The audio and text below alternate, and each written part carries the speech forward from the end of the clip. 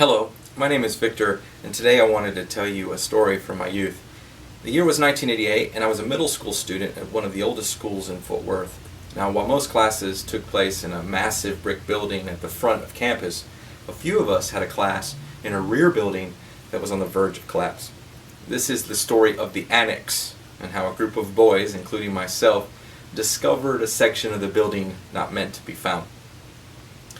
The building sat atop a hill on the north side of town with a commanding view of the Fort Worth skyline. The building had all the typicals.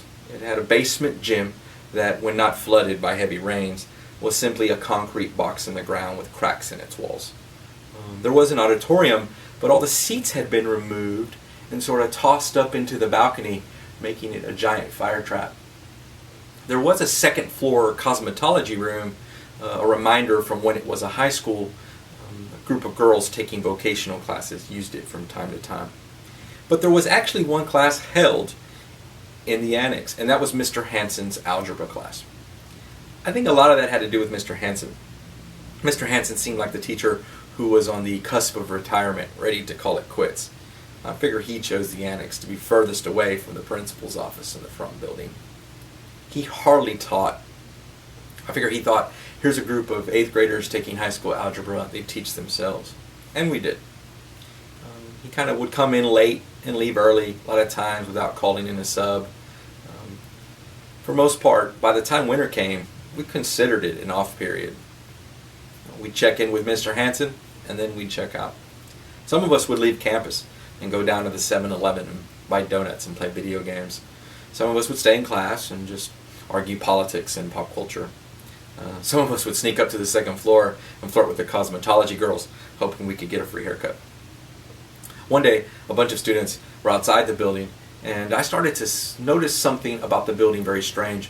There were 3 sets of windows, and after accounting for the basement and Mr. Hansen's first floor classroom and the second floor cosmetology room, I don't remember the stairwell ever going up to a 3rd floor.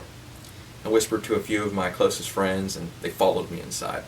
When we ran up to the 2nd floor and turned where stairwells normally wrap, there was a wall.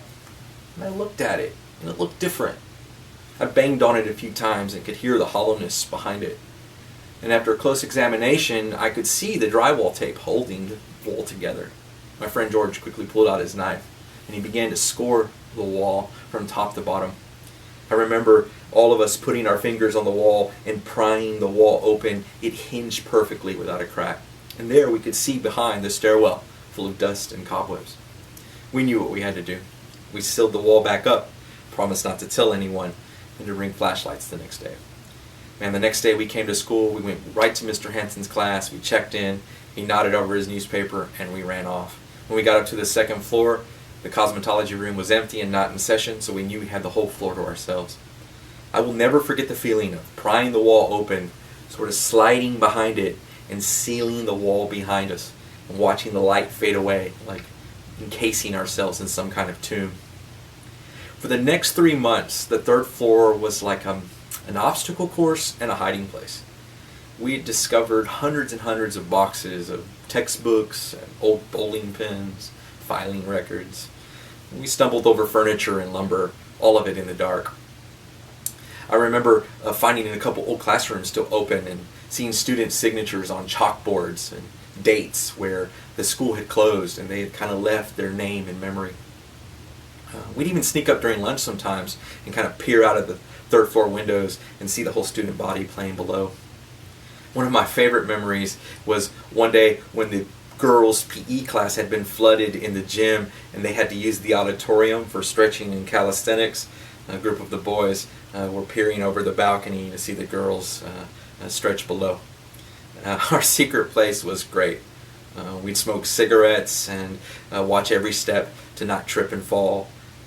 And every time the old building would creak or the boiler would turn on, we would swear it was a janitor looking for us. We never found a way to turn on the lights, and I don't remember ever really trying to. By the time spring came, the secret was out. More and more kids were using the wall and going through up to the stairwell, until one day someone forgot to seal the wall behind them. A janitor saw the crack. The principal came and suspended a whole bunch of kids. And the wall was permanently boarded over. But by that time, it was the end of the year, and it was time to move on to high school, to a new building, where we had heard a rumor that there was an old fallout shelter behind and below the cafeteria. But that's another story. Thanks for listening.